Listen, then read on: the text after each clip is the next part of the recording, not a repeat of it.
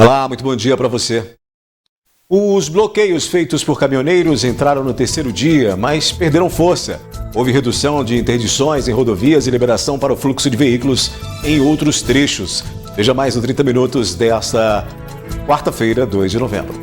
Na BR-365, em Patos de Minas e Patrocínio, o tráfego de veículos está liberado, mas manifestantes ocupam as margens da via.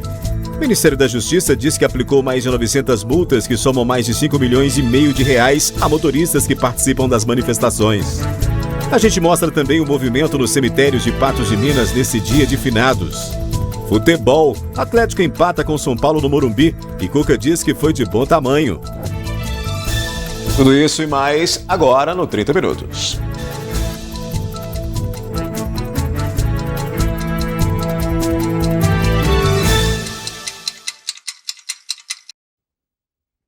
Vamos ver agora a situação das estradas mineiras na manhã desta quarta-feira, com bloqueios feitos por caminhoneiros que protestam contra o resultado nas urnas.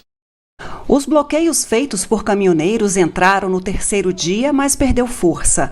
Houve redução de interdições em rodovias e liberação para fluxo de veículos em outros trechos. Na última atualização feita pela Polícia Rodoviária Federal, essa era a situação nas estradas em Minas Gerais. Apenas 2 pontos têm interdição total no estado, na BR-040, quilômetro 700, em Barbacena, e na BR-116, quilômetro 406, em Governador Valadares. Os demais pontos estão parcialmente obstruídos. O Ministério da Justiça informou que entre 31 de outubro e 1º de novembro, 912 multas foram aplicadas a motoristas que participam de bloqueios às estradas do país.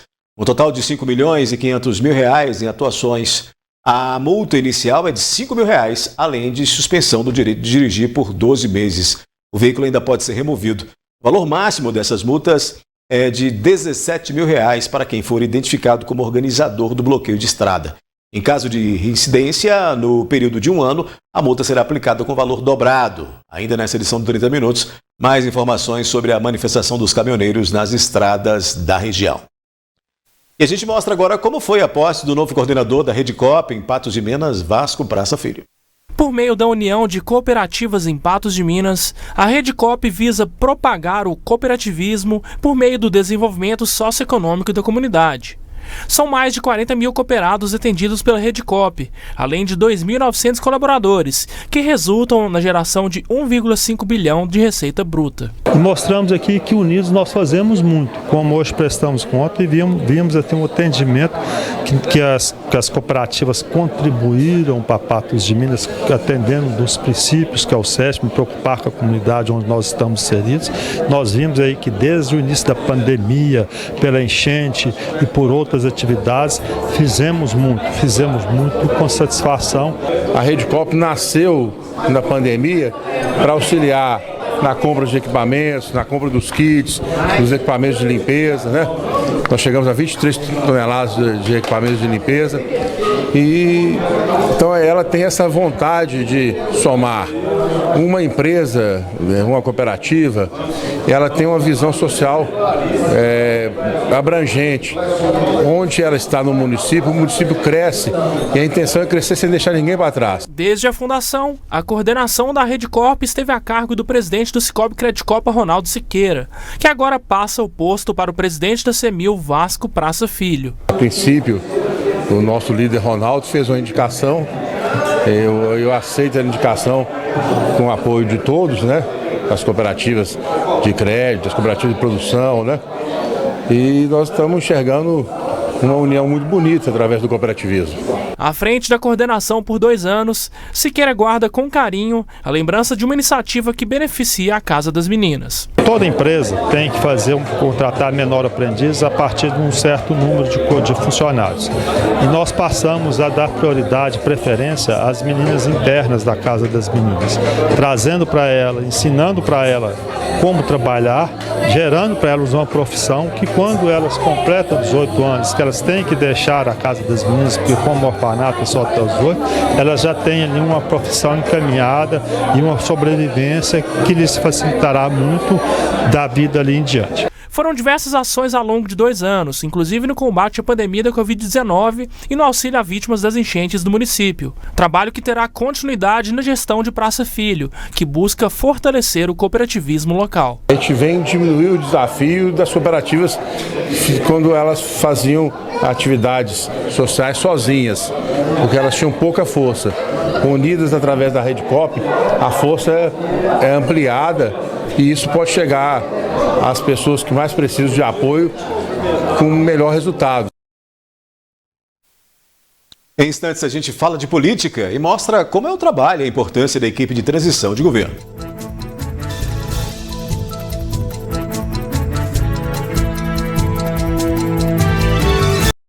O presidente Jair Bolsonaro se pronunciou em uma coletiva de imprensa na tarde desta terça-feira e o ministro da Casa Civil, Ciro Nogueira, informou que o presidente autorizou o início do processo de transição entre seu governo e o de Luiz Inácio Lula da Silva. Geraldo Alckmin será formalizado nesta quinta-feira para comandar o processo. Foram poucos minutos de discurso de Bolsonaro sobre a vitória de Lula. O atual presidente disse que iria cumprir a Constituição. Ciro Nogueira afirmou que foi autorizado pelo presidente Jair Bolsonaro a conduzir o processo de transição. Mas o que é esse processo? Existe uma lei criada na época do presidente Fernando Henrique Cardoso, portanto desde 2002, que cria 50 cargos especiais exatamente para permitir uma equipe técnica para possibilitar que o presidente eleito tenha informações detalhadas, que são repassadas todas as informações necessárias para que haja uma continuidade do mandato e, portanto, uma eficiência também no serviço público. Toda a transição de governo deve durar até janeiro do ano que vem. A equipe de Lula, que ainda deve ser escolhida, terá muito trabalho pela frente. Essa equipe de transição deve ser instaurada a partir do segundo dia útil após a eleição e esses cargos se extinguem até no máximo 10 dias depois da posse do presidente eleito. São cargos em comissão que são indicados pelo presidente eleito e são coordenados ali por alguém que faça essa coordenação, exatamente para permitir que a gestão que está encerrando repasse todas as informações, tudo que diz respeito às questões burocráticas, orçamentos, restos a pagar, questões que envolvem a legislação fiscal, a própria legislação 4320, e isso é muito importante para que o governo tenha condições de cumprir todos os compromissos. Na prática, a equipe deve ser composta por especialistas em finanças. Haverá também mudança na data da posse de novos presidentes da República. O próximo presidente ele terá um mandato de 4 anos e 5 dias na prática, porque ele vai tomar posse agora no 1º de janeiro de 2023 e seguirá até 5 de janeiro de 2027. E, portanto, houve uma alteração no artigo 82 da Constituição Federal, que vai valer para próximas eleições, em que o presidente da República, que foi eleito em 2026, vai tomar posse no dia 5 de janeiro de 2027. Devido às obras de implantação de redes de distribuição de água na Avenida Fátima Porto, esquina com a Rua Pará, no bairro Eldorado, o trânsito será interditado nesta quinta-feira até a próxima terça, 8 de novembro. A informação foi repassada pela Copasa. A seguir, a gente fala do tempo, feriado de chuva e queda nas temperaturas na região. O movimento nos cemitérios de Patos de Minas nesse dia de finados. E atualiza sobre a manifestação dos caminhoneiros da BR-365 em Patos de Minas.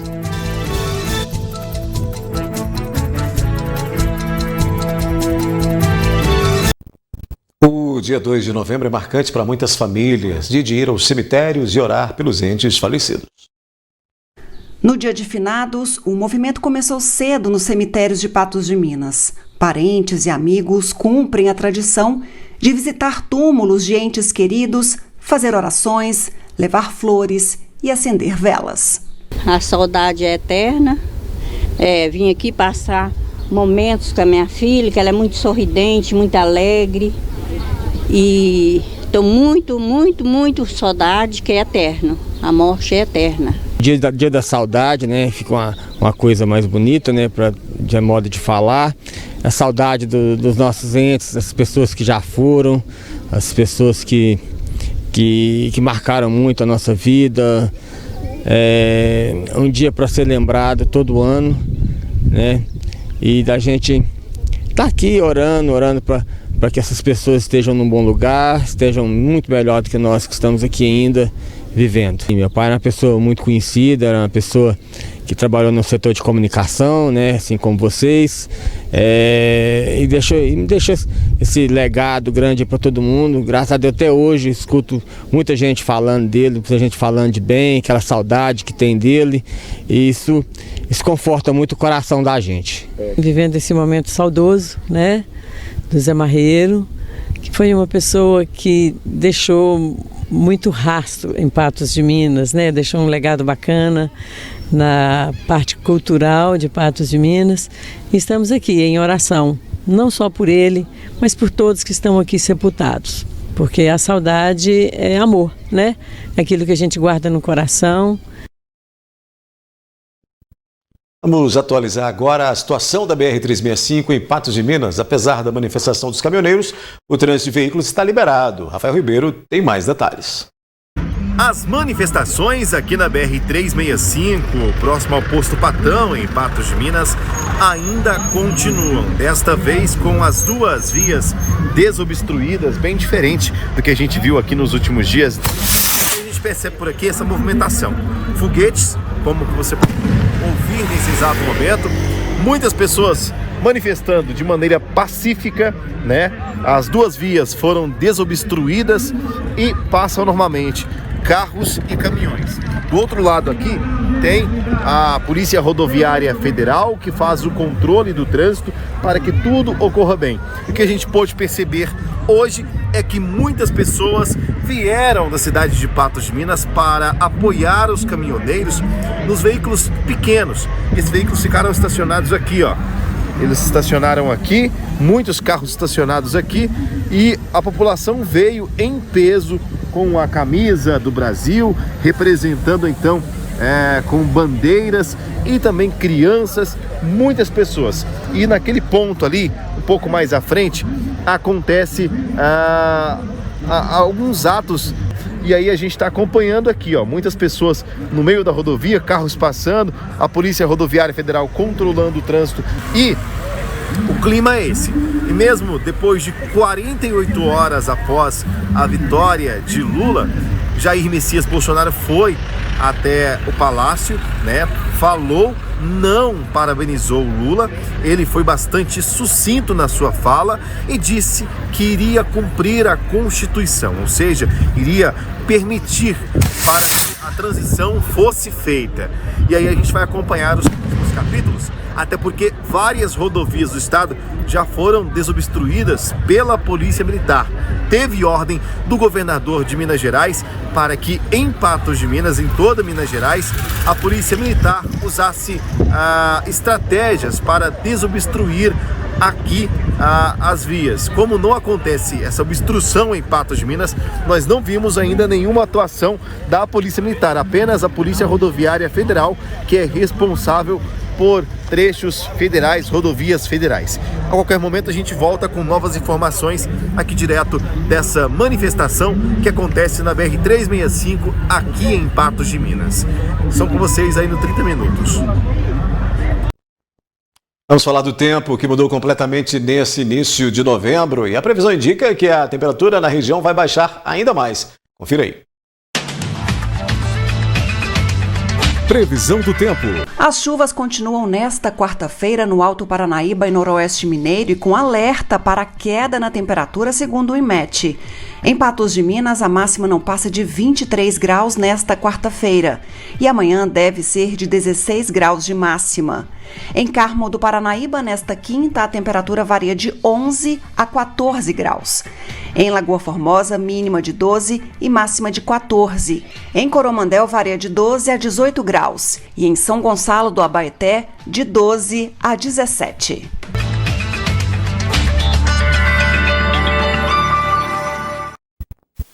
A seguir a gente fala de futebol. O Atlético empatou com o São Paulo no Morumbi e Cuca disse que foi de bom tamanho.